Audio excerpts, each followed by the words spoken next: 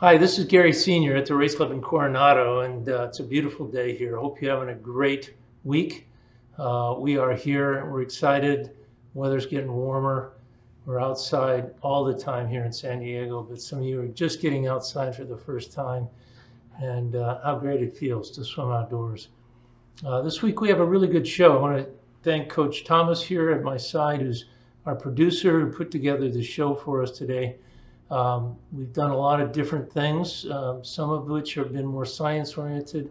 This one is a little bit more science oriented, so bear with us, but we love technology, and we particularly love technology that we can trust. And that's an important word because the data doesn't mean anything if you can't trust it. It needs to be accurate, or you need to have the ability to determine what's accurate and what's not. There's always going to be some artifacts, some bad information, but you have to be able to pick it out, know why it's what caused it, and ignore it, and then look at the data that's real. So today we're going to share with you one of our technologies. We have three that primarily that we use on a regular basis. One is called the velocity meter, which we have the most experience with. That is the technology we've been using now for about 4 years, and we have several hundred studies that we've looked at. So not only are we better at analyzing it, we have a bigger normative database on which to compare swimmers, so we know kind of what is normal, what is good, what is not good, and to be able to really understand these this data and the curves and what they really mean. So the more information we have, the better we get at understanding the problems that the swimmer is causing and how to fix them. All right. So we also have a pressure meter, which is another device we use to measure the pressure on the hand and the rotational speeds. Some point we'll share with you how we do that one and how we interpret it and the data we pull off of it. And the third one, which is newer, is called the smart paddle, and that also measures similar to pressure. It measures the force on the pulling hands, and also measures the force in three vectors. In other words, in three different directions. It'll measure it to the out or to the in, up and down, and backward, which is propulsion. That's pretty exciting. By the way, all of these technologies are synchronized to video. And if they weren't, they wouldn't really be that valuable because we have to see what's going on and know whatever it caused is happening exactly at that time. All right, so with that, I'm going to jump into a velocity meter study of one of our race club swimmers, Zoe Wong, who swims. She's 13. She swims for Santa Clara Swim Club. Good little swimmer, very hard worker, very smart girl. She's been down a couple of times to see us, but I'm going to start with her velocity meter study. Now, what we usually start with in this study is a dolphin kick study because dolphin kick is so important. And we use it in all strokes. We really want to understand what the swimmer is doing right or wrong in the dolphin kick. So you'll see Zoe coming into the screen from the right. Now, the first thing I do before I even explain what those green and orange curves are at the top and the bottom is I just watch her in slow motion. And I like to see what it is about her that I like and what it is that I don't like. I look at several things. I'm looking at the hand motion. How much are the hands moving? There are some coaches who think that the hands should be still. They should not. They should move about 8 to 10 inches. I look to see if her streamline is good. Is there any of the cap sticking out above her tricep? In this case, even though her chin is not quite on her chest, she has no cap sticking out of the top. And that, by the way, is where the drag is mostly caused, not from the bottom. If you notice, her face is really in alignment with her chest. So her head is down more than a lot of coaches would teach, but this is where it needs to be.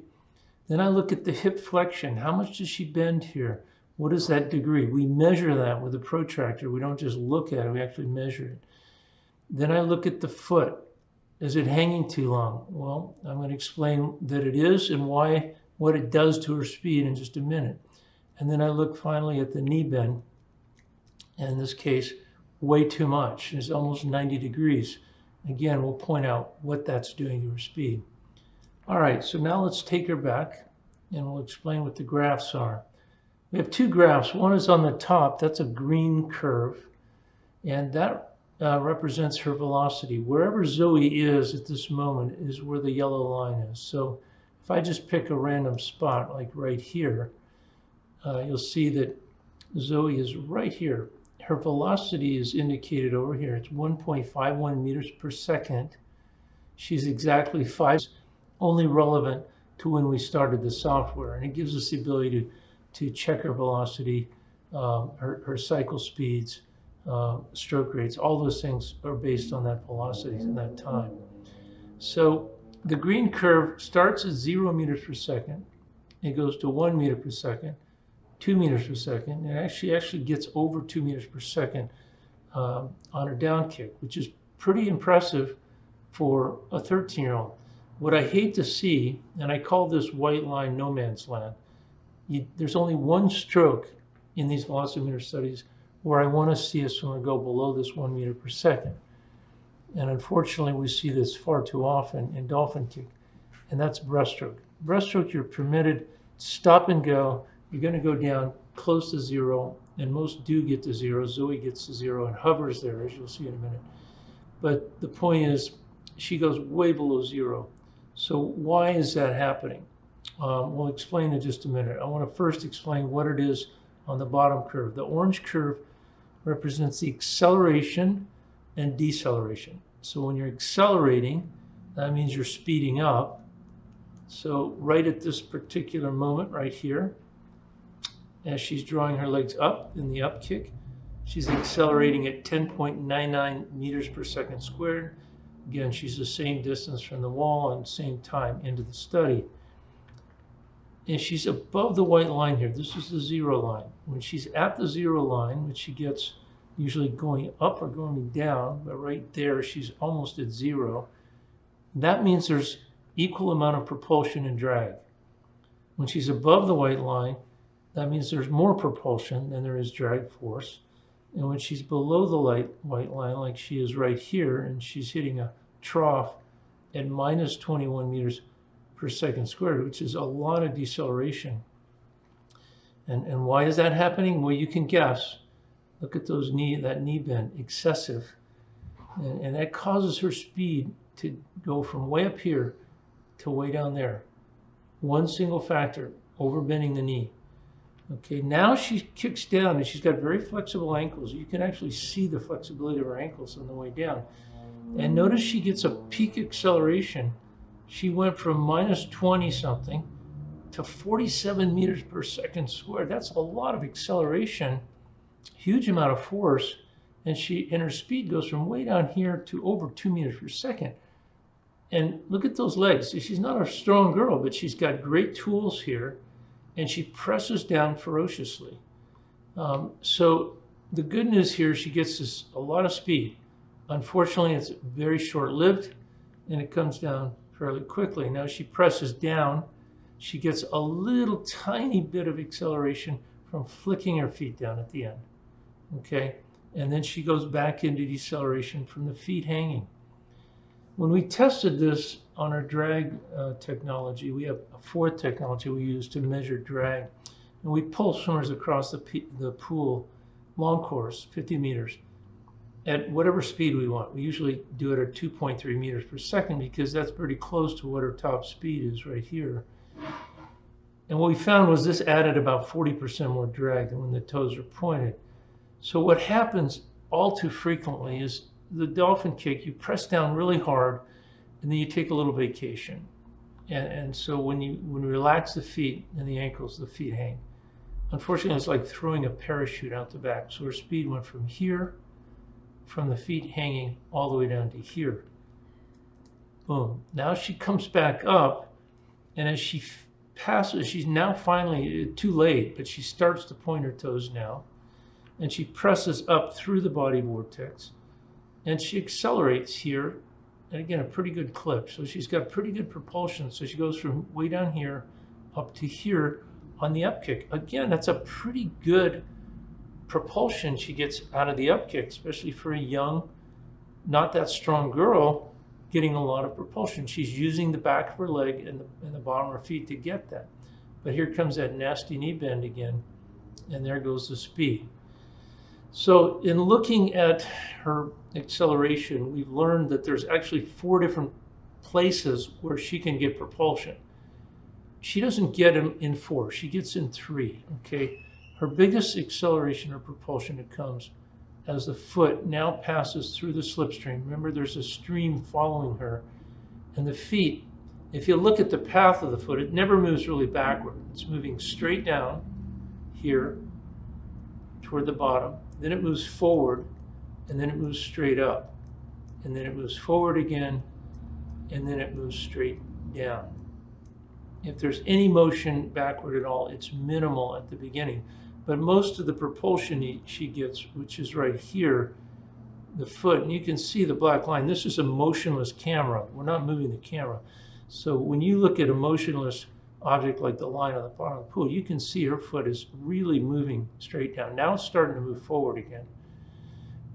And she flicks the foot down at the end, gets a little acceleration here, and now the parachute goes out, and she just doesn't get the toes pointed soon enough.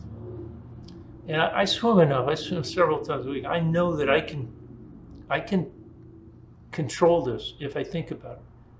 I have to think about it though to point my toes early and press upward with those toes. If I just mindlessly kick, I do the same thing Zoe does. I just let the feet hang and I slow down too. But if you point those toes early and pull up hard, you can avoid this big drop in speed here, going from here down to here. Maybe you get down to 1, but not under. And then on the way up, she pulls up really hard. She gets this acceleration here on the up kick. That's really the only one she gets, okay? And then she gets, the next one is on the average speed was 1.30 meters per second on her stomach. Her trough's way too low. This is from the knee bend before down trough, and this is the down peak. 2.17 meters per second is really good, and 1.82 for her age is really extraordinary. She has a tremendous amount of uptick in velocity. And then we go over to the down kick. Now this is after letting her feet hang. Again, she drops down below 1 meter per second. Never should here either. And then she gets back up to 1.49. Well, what do we normally see? Well, we usually don't see that 1.82. That's really high. I've never seen anyone over 2 here on the difference. This is the difference between the peak and the trough. Over here, 0.71 is extremely high. The average is 0.25 on the way up. So she works the up kick really hard, and she works the down kick really hard. That's the good news. The bad news down here is on the down kick, she loses 64% of her velocity after peaking out on the way down from the trough on her down kick before she starts the next up kick. What should she lose? And this is a result primarily of the feet hanging. We should see 20 to 30% loss of speed here. And over here on the knee bend, she's losing 77%. Oh my gosh. Easy come, easy go. And so all that speed she got on the up kick from the knee bend is lost as she drops down to an average of 0.35, which is terribly low, terribly low. What should we see here? 30 to 40%. The lowest I've seen here is like 20%. The lowest I've seen over here is 4%. So these are really, really high. So although she has some good qualities to her kick, she also has some bad qualities. And the truth is that when you look at a curve like this, it does not take advantage of the law of inertia, which tells us that it's more efficient to keep our speed more constant. This is almost stop and go traffic in downtown LA, like I was in day before yesterday when I went up to see my son coming back on the 405. Our velocity looked a lot like this, using a lot of gasoline to get the car going and slowing down. That's what she's doing. She's a lot of energy here. All right, so that's the Dolphin kick. Now I'm going to very quickly, I just want to show you, we don't normally do this, but with her we did a Dolphin kick study on her side. Sometimes I'll do it on the back, and I can tell you we'll see a very different velocity curve on the back. When we see it on the side, it's a little bit different, but it's not terribly different. What we do see here, again, is a trough on the knee bend. Remember, she's facing away from the camera, so she's bending her knees now, and she's just initiating her down kick.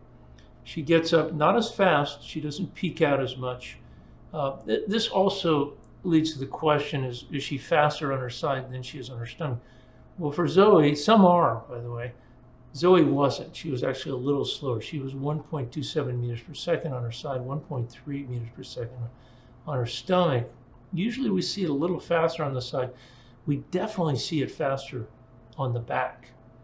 And why is because we don't see these horrendous troughs on the back. We didn't do a study on her back, but at some point we'll show you what it looks like when you put somebody on their back. And why is it different? Is because the trough on the, or the vortex on the way up from the up kick kind of mushrooms out from gravity, and then you press down against that. You can really maintain your speed on the weak side. Anyway, on her side, pretty similar kick. This is the down kick. This is the loss from the feet hanging here. And then she gets a peak on the way up, which in this case is toward the camera, the weak side, and then she overbends the knee, loses her velocity, and then peaks out. Not as high as she did on her stomach.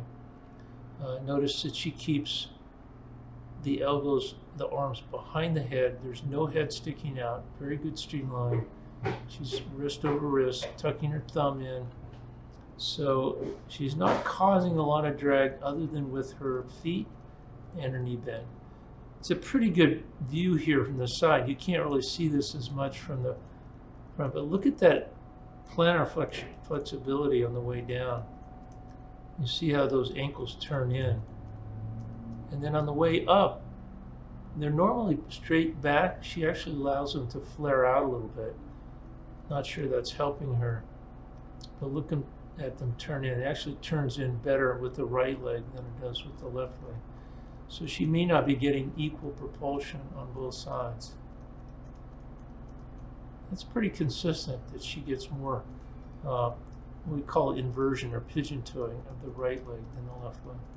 We have no way of measuring the actual propulsion from each foot. We just can look at it. And we're actually not measuring propulsion here with the peak acceleration. This represents the amount of force she's getting. This is very high, getting her up to a peak here. All right, so we'll go to the next study, which is her butterfly study. By the way, over here on her side, she actually lost less percentage of her velocity after the weak side kick. And this was from the knee bend, a little bit less. It was like 77%. Now it's 69%. So a little bit more efficient, but not as fast on her side. All right, so now let's go to the butterfly. All right, so in butterfly, we see two peaks. We see peak one on the velocity that occurs when the hands are usually typically at the belly button, and they always occur during the peak propulsion from the down kick. Since there's two down kicks with each cycle, with each butterfly stroke cycle, we usually see two peaks, okay? So this is peak, we call this peak one. I guess you could call the other one peak one, but we just refer to the first peak when you're pulling as peak one. And then after that, the speed slows because there's no propulsion except for the up kick. She does have a little bit, tiny bit of acceleration from her up kick, not very much. She's still falling on her velocity because there's a lot of drag because she's coming up for a breath. And then the knee bend happens, and then the speed drops down again below 1 meter per second. We don't want to see that. So this is peak two now, and this happens right when the hands crash into the water, or should happen. These two events, the peak force and the kick here, and the hands hitting the water should be simultaneous. And they are with her, very close. This is a coupling motion, the head coming down, the shoulders coming down, the arms coming forward, that are going to augment the power of this kick. We often see as a result peak two, and she's peaking out here at almost 2 meters per second, just from the kick. It's the only propulsion she's got going on, but a lot of coupling. We often see peak two higher than peak one, or the same. In her case, this time it was a little lower, but on the next peak two, it was actually higher than peak one. All right, so peak one now and then she troughs here. She loses her speed again because of the feet hanging. That's what sends her velocity down here. She's not in propulsion yet, and she hasn't really gotten any propulsion from her up kick yet either. So that's why she's losing it. But again, if the toes were pointed here, she wouldn't drop as low. Now she starts getting propulsion from the hands. You can see the acceleration going on here.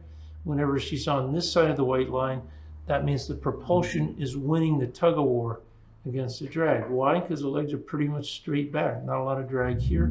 Chin is down. She starts to accelerate. Her velocity is coming up. But wait a minute. It hits a nice peak here, and it's supposed to climb. She's getting ready for the next down kick, and now she's going back on the other side of the white line. Her drag is beating the propulsion. She's got propulsion going on here with her hands, holding on. I don't see her slipping. I don't see her losing her grip, which happens, by the way. But I see a lot of knee bend, almost 90 degrees. So this drag is winning the battle against this propulsion, and she's decelerating.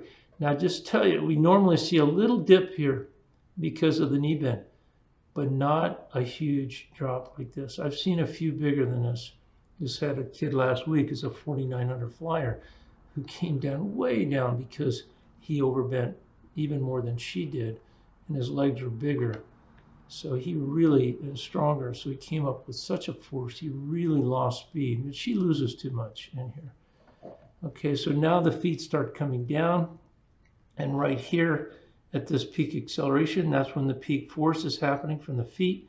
The hands are in strong propulsion, and she gets a nice kick here in peak one. But again, now the feet hanging cause her to lose velocity.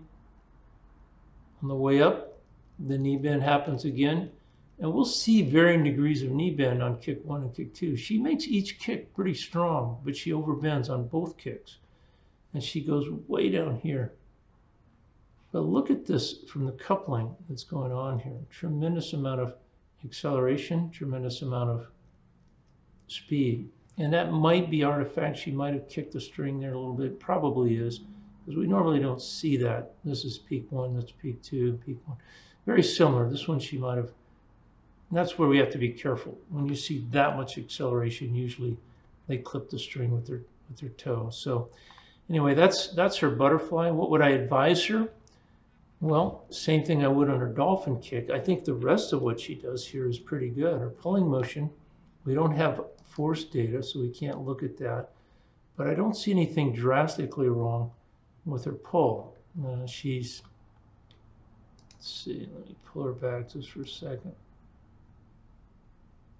You can see she keeps a really nice high elbow. She doesn't outsweep very much. If anything, she dorsiflexes a little bit too much at the beginning. If we had a smart paddle test, you'd see too much downward force here. She's trying to push down again because she's lifting her head up for a breath here. So she needs a little bit of leverage to do that. Now you see her propulsion. She holds on and she dorsiflexes at the end, and she presses through pretty well. So there really isn't a lot of fault I can see in her pulling motion, but the problems she's causing with her fly are all pretty much generated by excessive knee bend and excessive. She flexes well here. This is maybe at the top end of what we like to see. It's probably close to 35 degrees, 40 degrees here. Maybe a little bit excessive, but no, I don't really mind that because that's what gives her that tremendous force on the down kick right here, because she pushes the hip up, presses the chest down, keeps her head down. This is a very typical early breath fly where she lifts the chin off the chest and brings it above the water. All right, let's keep moving. Over here, when we looked at the peaks, the average peak from the first peak when she's pulling is 2.13. Her second peak with the coupling kick only is actually higher than it is here when we include that one that was really high. So that one might have been artifact, but it's pretty close. All right, let's move on to backstroke. So again, we're just gonna look at her motion What am I looking at when I'm watching? Well, I'm looking at head and body position. I'm looking at the pulling motion of the hand. It's a little harder to see the left hand. And I'm seeing a motion that I'm not really happy about. First of all, I don't like the hand pressing downward at this point. You want to get those fingers out to the side. You have to keep the hand fairly close to the body, and you want to see it pressing backward. Instead, she's pressing mostly down, and now she starts to elevate the hand. But look at the way the hand is angled, almost 45 degrees. That hand should be perpendicular to her line of motion, and her line of motion should be almost a straight line backward. Okay, so I'm not really happy with the motion of her hand. Now she's reached a higher level, and now she starts pressing down again. So when you look at that hand, very little of the time was spent pressing backward. More of it was spent pressing up or down, and very little backward. So we're not getting as much propulsion as I would like to see. I never like to see the hand go below the elbow. I like to see the hand between the elbow and the surface. You shouldn't see it down here. And look, you can follow the bubble pattern. Went down, now it's coming up, sliding up, and then at the very end, back down again. She doesn't really finish too deep here, but to be honest with you, this is not a very good pulling motion. Now, what about the kicking motion? Well, the one thing that's a big clue in having a bad kick is usually when you see that speed go below 1 meter per second. And right there it does. You can see above here, 0.92, a lot of deceleration. What is causing that drag, the decelerator? She's overbending the knee. You can't really see it here because of the bubbles. It's not really the pulling motion, I don't think, that's causing her drag, but it's a kick that causes the drag. In general, we will see, this is the most efficient stroke. We'll see a more uniform velocity. I see some that are more uniform than hers, and it's primarily because she overbends the knee. You can see a good example of that right here. Her right leg is overbending. Again, a little bit here, not so much there, but definitely there. You see how she overbends that knee, and she loses her velocity because of it. It drops down to here as a result. There are a few times when she really gets it badly, like here, and a couple of times here and here. And it's in the same stroke, at the same position, where she goes below 1 meter per second. And it just happens to be when she overbends the right leg more than she does the left leg. So if you go back and look, you can go to these troughs and you find out it's in the same position. So she's actually overbending here. The peak deceleration will occur as the leg is actually moving back or bending, not at the actual maximum bend. All right, so how do we fix her backstroke? Well, we got to correct her pulling motion, get it more propulsion. Her body position is not great. Her head is too high. Hips are a little bit too low. You can see when she's straight, well, let's go back a little bit more. You can actually see her body position.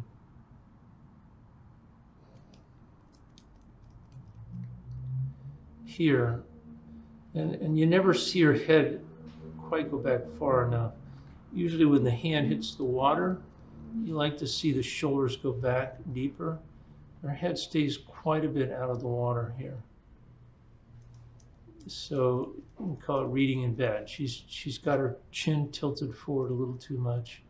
It's not terrible body position, but the knee bend, excessive knee bend, is certainly not helping her, and her pulling motion is not doing her any favors either. When we look at her data on the backstroke, again, we see her below 1 meter per second average. Shouldn't be. The peaks are almost identical. They should be higher. This trough should be significantly higher. The peak should be a little bit higher.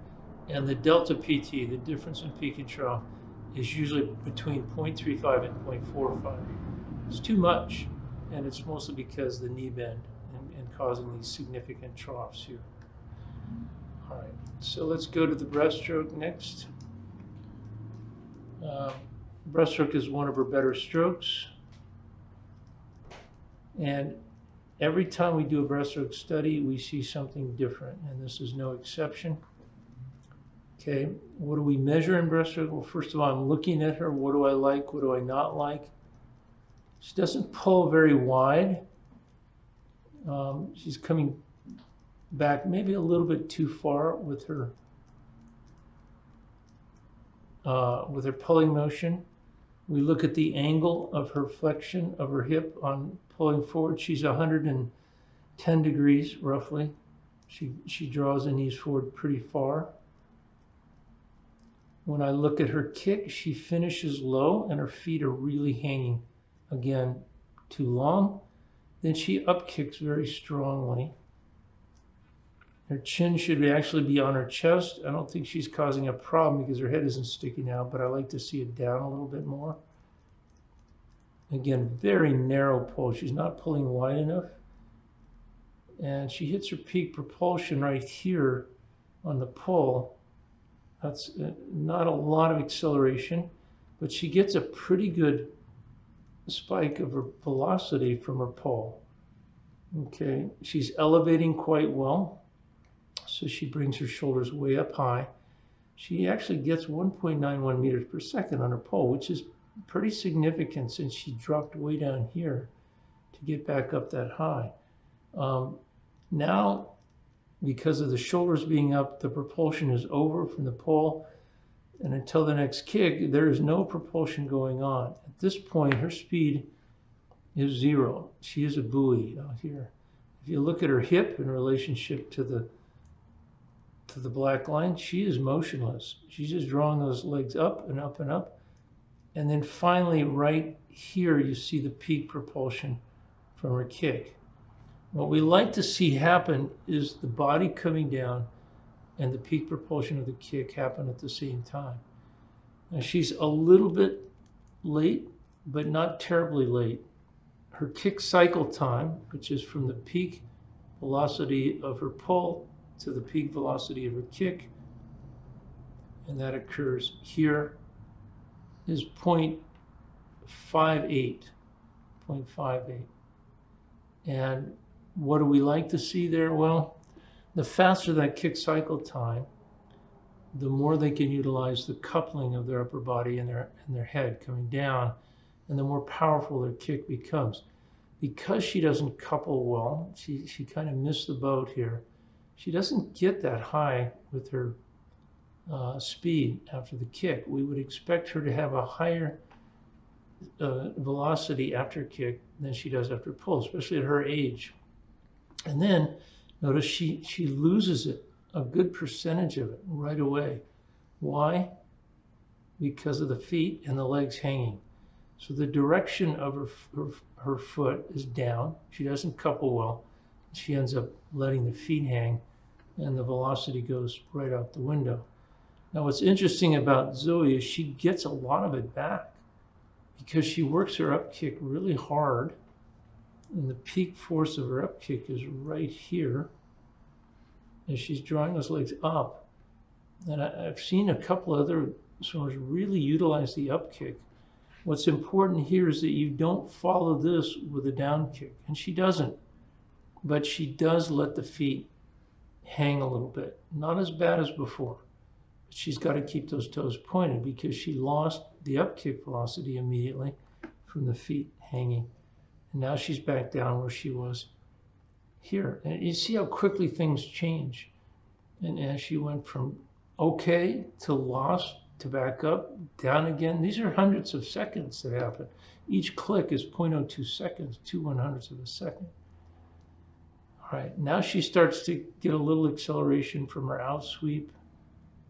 And here she hits a peak propulsion from her pull, kick the 1.85. These should be higher, and she hovers at 0. And that's because her kick cycle time is too long. Adam Peaty, 0.48. Rebecca Sony was 0.48. Lily King's probably 0.48 or 0.49, something under 0.5. Almost all the elite breaststrokers are under 0.5 seconds. When you're 0.58, that extra tenth of a second means you're just a buoy for that much longer, and that hurts her speed. All right, now we'll go to freestyle. You expect people to go to 0. You just don't want to have them hover there any longer than possible. All right, so here's our freestyle. This is 200 pace. We do 2 freestyles. Pretty good head position. Looking at the pulling motion, she pulls with a pretty high elbow. Okay, there are a few deceleration points that are extreme here, overbending the knee from this, causing her speed to drop a lot. Usually see a surge kick more so with the left than with the right. She presses up at the end instead of back with the hand, so she's losing propulsion at the end of her pull. A little bit too forward looking, head is a little bit too high. See, she has a little bit of an in sweep here. We don't want to see too much of the palm of the hand here, so she loses some of her grip on the water. Right in here you see the velocity drop as she turns the hand in, also overbending the knee. This is when we usually see the worst overbend, right here when the left hand goes in. We call it a surge kick. But in general, it's a pretty good freestyle. I would just, we have to, if we had a smart paddle test, we could see more about where she's not holding on to the water. When we look at her data over here, what do we see? See an average trough of 1.07, average peak of 1.74. Pretty similar. She troughs a little bit lower on the right because she overbends with the left knee during the right pull than she does with the left. The peaks here are 1.74, are very similar. The difference should be around 0.5 to 0.6, and that's where she is. So I don't really see a lot to criticize. I just think she should get a little bit better propulsion from her pull. She slips a couple of times with her hands. You can see right there, she turns in, she lifts the hand here, losing some velocity, and then she's really pulling up with the left hand, causing her to lose her propulsion at the end. And we look at her freestyle also in a sprint technique. In the 200 pace, she breathes every cycle. Here we're looking at an all-out freestyle. And this is no breath. Notice she's got her head down a lot better here, looking straight down at the bottom. Again, there's too many points where she loses too much velocity from the knee bend. That's the primary problem. Same thing happens right here during the left pull, where she's decelerating at minus 15 meters per second squared, so dropping down below 1 meter per second shouldn't happen. In the sprint freestyle, she gets 3 freestyle peak velocities. So with her right hand, this is peak 1, peak 2, peak 3. This is the third peak. Notice they're all almost even, and they're higher than she gets with the left hand. So with the left hand, this is peak 1 here, peak 2 here, and peak 3 here. And you look in general, she gets more peak velocity with her right hand than she does with her left hand. She has a tendency to climb a little bit with the left. This is a left hand, this is a right, and she falls off here for some reason with the right, probably because she's pulling up at the end. Let's see what happens. Definitely, you can see she climbs a lot here. Whenever you see that velocity drop below 1 meter per second, you kind of have to look and see what is it that's doing that. Well, she's got excessive knee bend here, but in addition, watch the right hand. See how it slides upward right there? So she started to pull it up and lost her grip. and that's the third peak. So the left hand is definitely lower than with the right. She's getting more propulsion with the right. And over here you see her peaks at 1.98 with the right, 1.86 with the left. But you see a significantly lower trough with the right as well. And that's from overbending the left knee. All right, the last thing we did is a flutter kick study, a freestyle kick study. And we usually do this study now in combined with the smart paddle with the same swim. So when we do the swim, we have two videos of the same swim comparing the force on the hand with the velocity and the acceleration. All right, so this is her velocity with the kick. Notice that she gets two peaks, one that occurs here as the 2 feet pass each other through the body vortex, and then a second one right here at the beginning of the down kick. So those are the 2 peaks that we usually see. This is the first one here, very small, and this is the second one as the 2 feet pass each other. This is the big one. And I mean, her peaks and troughs vary. If you notice, look at her speed. It's just gradually going down. This is over 15 meters. So she's fatiguing, even in 15 meters, losing velocity. We don't want to see her go below 1 meter per second. And what is it that's causing it? The same problem as dolphin kick, excessive knee bend. It's very hard to see this from the deck, by the way. Look at on this one, how much knee bend there was here, really decelerating a lot. Minus 22, leading to a speed of, a drop of speed of 0.59. So when we look at her data over here on the flutter kick, when we look at a lot of kicks, again, this is left, the right trough means when, or right peak is when the right foot is coming down. The left peak is when the left foot is coming down. So when her right foot comes down, she troughs below 1, and she hits 1.6, a nice delta PT here. This is way too high. It's not that this is too high, this is too low. So this should be more like 0.35, 0.25 to 0.35, even 0.4 maybe, but not 0.7. And it's almost the same on both sides. So a little more propulsion with the right coming down, and a little bit more knee bend with the left before she comes down. So what would I advise her? Tighten her kick and work it in both directions. And we would see less curve here, but we'll end up seeing an average speed that will be greater than what she shows us here. So that's pretty much the way we analyze the velocity meter.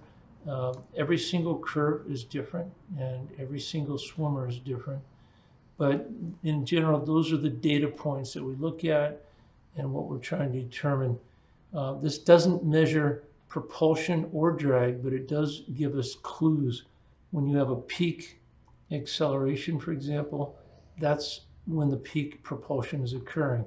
When you have a peak or trough deceleration, that's when the maximum drag occurs.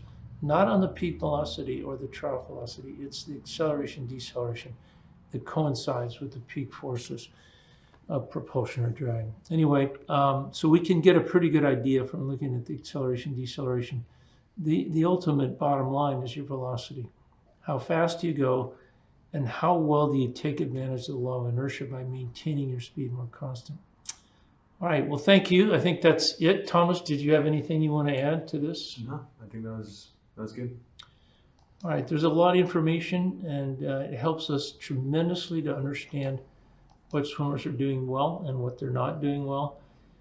And I feel the state of the art is when we do this study combined with the smart paddle. When we have those two together and we can actually measure the forces on the hand pulling, it gives us really all the information that we need to figure out what they're doing right or wrong. When we're looking at acceleration, deceleration, sometimes it's hard to tell whether it's because of excessive drag or not enough propulsion. But when we see the hand forces, then we can pretty much tell when the hand loses its grip or loses its hold on the water. And then we see as a result of that, the loss of speed that occurs. All right, we'll do a smart paddle test on our next show, and we'll show you what that one's like. and we'll show you how we put the two of them together. But until next visit, be sure to check our YouTube channel, subscribe if you can, and if not, go on our website to theraceclub.com and join up membership lane 2 or 3. We have hundreds of videos available for you to look, all on technique. Some are on training, but the majority are on swimming technique. So until the next show, we'll see you then. Keep swimming. Thanks. This is Gary Sr. from Coronado.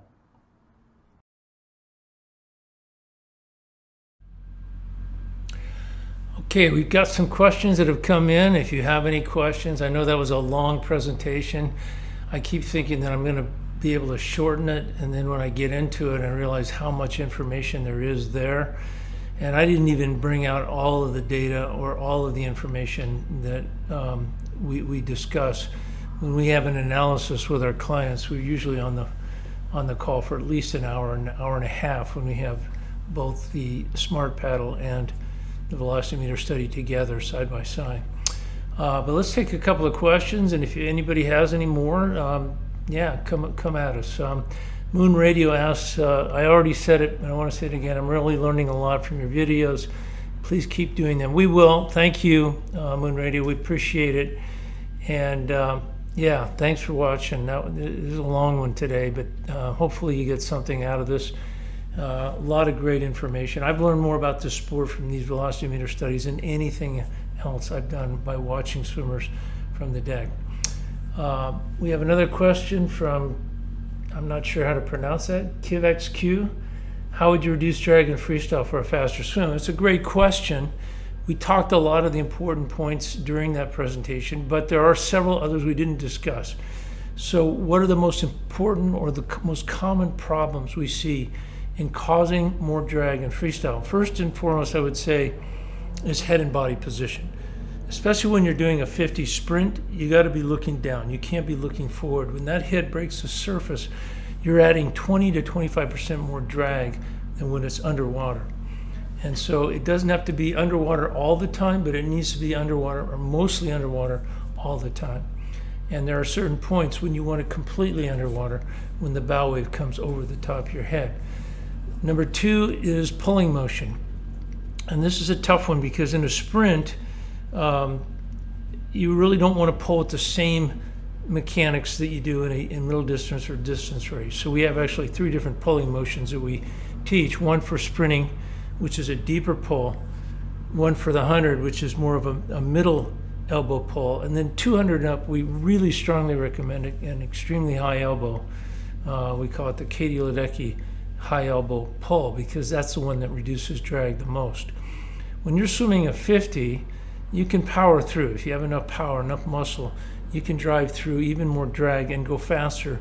But when you go to a really high elbow pull, you lose a lot of propulsion. It's just you also reduce drag. So what is more important? Over a long swim, the drag is going to outweigh or out-trump the propulsion. On a short swim, it's different. You see a lot of young girls that pull in their 50s with a very high elbow because they don't have the muscle, they don't have the power.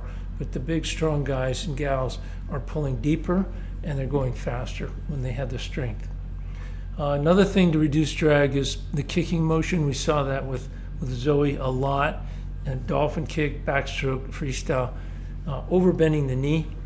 Also letting the foot hang, especially in the Dolphin kick and in the breaststroke kick, where that foot just hangs you out to dry, no pun intended. But it really does slow you down quickly. And things happen over hundreds of seconds, not tenths of seconds, where your speed can go from really good to not very good at all. Another way of reducing drag in freestyle is by not driving your hand down to the water. We see so many coaches teach you to drive your hand down into the water and and often they hit the water just in front of the head. We teach the opposite. Keep the hand, elevate the hand on the recovery. Keep the hand in the air as long as possible because there's a whole lot less drag in the air than there is in the water. And the last thing I'll mention, which is really important, is what do you do with your hand once it's in the water? I see some people that bend their wrist too much, especially in fly, where they're dropping that hand down. From the side, it would look more like, bring it back, more like that, from further back. or you don't want to see that either. You don't want to see it flare out to the side. You don't want to see the finger spread like that. That adds 18%, or the thumb out. All of those things are going to contribute to drag when that hand hits the water. So you got to squeeze your fingers, have the thumb tucked in, and make sure you keep the fingers pointing straight ahead. Anyway, those are 5 really important ways you can reduce drag. One last thing on the body is elevate the core. Keep your body straighter. The head should be in alignment.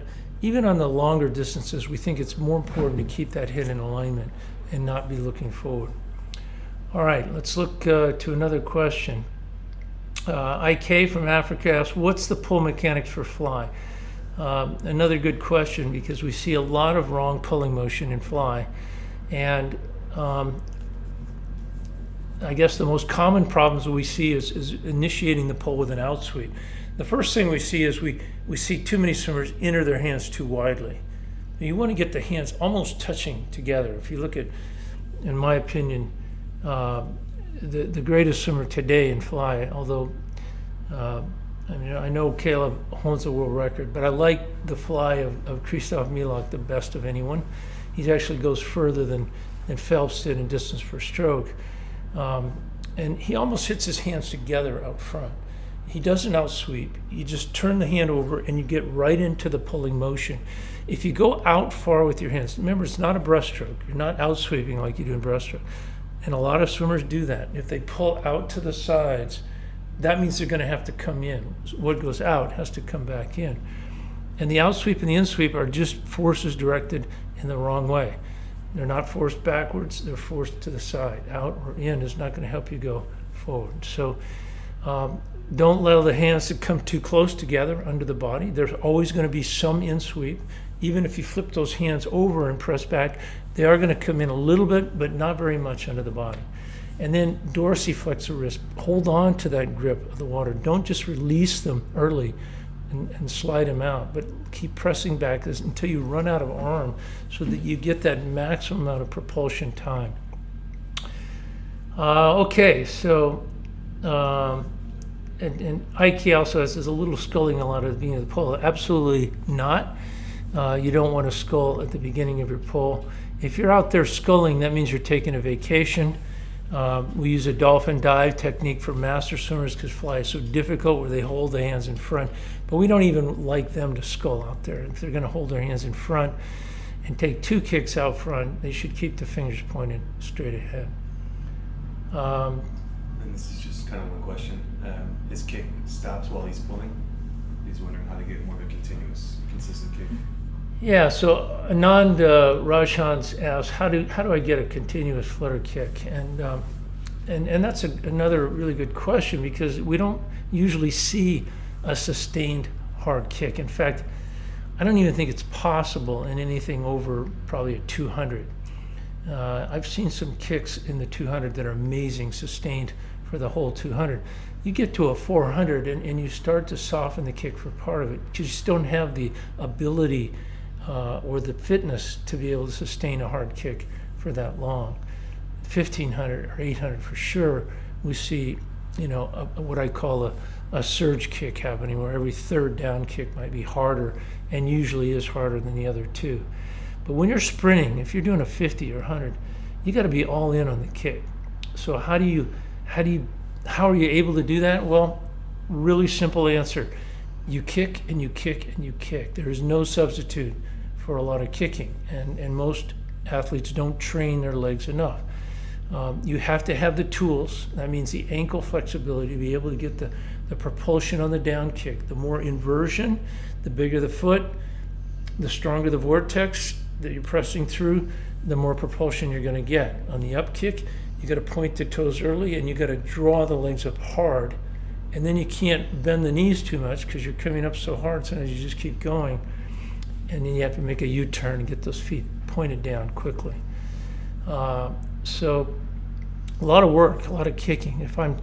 We have Coach Thomas and I coach athletes all over the world. We have, I think I'm up to 30 swimmers that I write workouts for every week.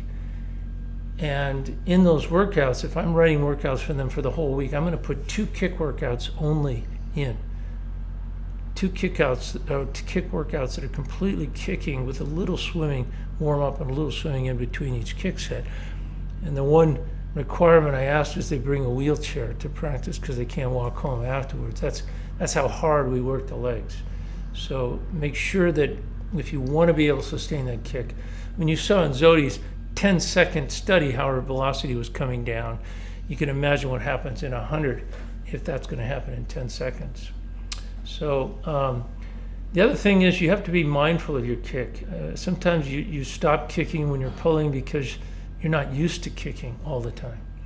You have to be fit enough, but then you have to be accustomed to doing it. So you have to think about what you're doing and use the legs constantly. At first, when you do that, it's going to exhaust you, but eventually you build the fitness and the ability to sustain that. All right, Wilhelm Klopfenstein says, any drills to get finger spread coordination? Just mentioned something on the finger spread. I mentioned that when you're in the water, you want to be here, the hands in, fully extended. You want your tricep to hit the water before your hand in freestyle and in fly. And once you're in the water and you start to press down, you want to actually spread your fingers a little bit apart and your thumb. You don't want your thumb to be in, you want it to be out. And why do we do that? Is because you actually get more propulsion or lift if you're pressing down when your fingers are separated a little bit. If you separate them a lot like that, you actually lose propulsion. So once you start pressing down with the catch, then you want to separate a little bit and continue separation all the way until you release the hands. And even after the release, it's okay if they're relaxed and separated. But when you get to the top of your recovery at 12 o'clock and you're coming down forward and elevating with the hand, make sure you squeeze the fingers and thumb together. Drills to get finger spread coordination. I think the best drill for that, Wilhelm, is to use the one-arm drill, where you just do one arm at a time. So you elevate, it teaches you to relax the wrist, come forward with the hand, keep the fingers together, and then open them, and just do one arm at a time. I do that drill with fins on, so you get more propulsion, and I think it's a great drill for teaching you what to do with your hands. You can make a lot of mistakes with your hands, both from drag and from a propulsion standpoint. Stephanie Bates, is there any estimate how much drag resistance is added when swimmers take a long breath during fly? Their hands enter the water before their hands, I can't read that, the rest of that sentence. Before their head. For their heads. So another really good question, but almost the worst thing you can do, I would say bending the knees too much is maybe the worst drag. The foot hanging maybe is the worst, but the knee bend causes a lot of drag. But when you lift your head out of the water, think about it. What stroke really makes, when you lift your head out of the water, what stroke does it make it easier to swim with? The answer is zero, none. You can't. And your head's out of the water. If you swim a 400 freestyle with your head out of the water, you'd be dying at the end. Fly, you have to bring the head out of the water somehow to get that breath. In breaststroke as well. Breaststroke we know is a stop and go stroke. It is inefficient. It does not take advantage of inertia. It's the way it is. Fly, we don't go to zero, so we have to be careful about the drag we cause. But when you're an early breath flyer, that means you're going to come up with that head. A mistake you make is to throw the head down too soon. Well, you're saying, wait a minute, you don't want it up. You want it down underwater. Well, yeah, but you also want to use your head for coupling and fly. So you want the head to come down, snap down, and the arms to hit the water at the same time. And both of those motions with a little bit of shoulder coming down and chest are going to augment or increase the power or propulsion of that second down kick. So in fly, we have to, okay, which is more important, the drag or the propulsion? Well, in early breath fly, you really want to get that propulsion of the second down kick because that's when we surge. So we're going to say that the propulsion is actually more important there. We're going to sacrifice by holding our head up a little longer so the timing is right when we throw it down with our hands hitting, that we get that surge of speed. But in late breath fly, we teach you to keep the chin down longer. So when you start to pull, you wait until your hands are at the belly button before you start to lift off your chest. And we like that technique. Who uses that? Well, not a lot. Joseph Schooling is the most notable example of a guy who did a late breath fly technique. There are others, Luca Orlando, Jack Conger, they both used late breath fly. There are others that are starting to use it because no one's teaching it. And the reason they're not is because they don't know about it and they don't understand it. But it does reduce drag. It may sacrifice a little bit on the propulsion side because when you lift that chin early and you arch your back, you may get more power out of your pull through, but you sacrifice by having more drag. So how do we know which way is better? Well, we test it both ways, not just with the velocity meter, but in the practices or in our camps or our private instruction, we'll time 825s early breath, 825s late breath, and we'll look at heart rate, recovery heart rate, time, and we'll look at a subjective opinion of how hard was that, not of 0 to 10, how hard did you feel that was. And we usually come up with the answer, which way is better, but it's different for every athlete. That's why some are better early breath and some are better late breath. But don't throw your head down, Stephanie. Don't throw the head down early thinking you're doing yourself a favor. If you're an early breath, you come up. Remember how Phelps looked. He had that head up and up and up and up, and then boom, he came down at the last second. That's the way you have to do it and fly if you're early breath. How do I increase the breaststroke kick rate? There's 4 drills we use here, 4 workout sets that are really important. We've talked about this, and we'll probably have a whole video on this because it's really important. That's usually the limiting factor in how fast a stroke rate a breaststroke a swimmer can reach, and that is how quickly they can get their legs up and back into peak propulsion.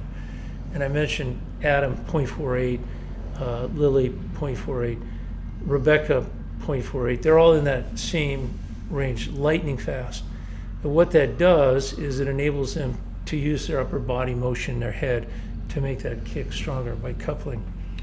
How do you get your kick cycle fast? Well, Rebecca used a lot of what's called piston kicking. 1 leg at a time, breaststroke kick, never stopping the motion of her legs, board, snorkel, without us. It doesn't matter, just kick 1 leg at a time as fast as you can. She'd go 25 piston kick, 25 fast breaststroke kick. And we do wall kicks, we do vertical egg beater kicks, and we do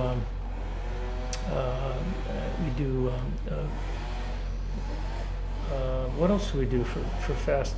A lot of strength training. I mean, it's Breaststroke Dolphin. Oh, Dolphin kick, breaststroke kick, alternating is another good one. I forgot about that one. Thanks, Thomas. Where you go, Dolphin kick, breaststroke kick, Dolphin kick, breaststroke kick, really fast breaststroke kicks, learning how to get that kick in quickly. Okay, one last question we'll take and then we'll bow out here. IKS, how to get the legs kicking through the breath and freestyle. Sometimes in the kick speed drops or pulses when taking the breath. Corrected drill. And it does drop for a couple of reasons. Number one, you're always adding more drag when you take a breath. That's why we teach a very low profile breath, not to elevate the crown of the head, which is right on the top, keeping the crown pointing forward during the breath. But also just learning how to it's not so much the kick giving up that causes the drop in speed as it is the overbend of the knee prior to that surge kick, that strong kick. I call it the 50-yard field goal kick. You're trying to hit the ball out of the park with that massive kick, and so you bend the knee so high to try to get it, you drop your speed in the process. So you have to learn to kick tight, kick in both directions, and one of the techniques we use to do that is kicking with the band, the yellow finish band, around our legs below the knees, not above the knees, with fins on, and learn how to kick tighter and faster in both directions. Another good way to correct the overbending of the knee is by doing vertical kicks with fins, but not kicking from the hip down, not from the knees down. So you really have a tighter, closer, faster tempo kick. All right, I think that's it. We appreciate it. Hopefully we'll see you at the next show. We'll have one next month for you, and we'll keep them going. Again, thanks to Coach Thomas for producing the show, and thank you all for joining us. We look forward to our next presentation I'm not sure what it'll be. You tell us. If you have some suggestions, go to the YouTube channel or go to our website on the news feed and let us know what you think. And we always take your consideration seriously. So till then, have a great spring, and look forward to our next YouTube broadcast in about 3 to 4 weeks. Thank you.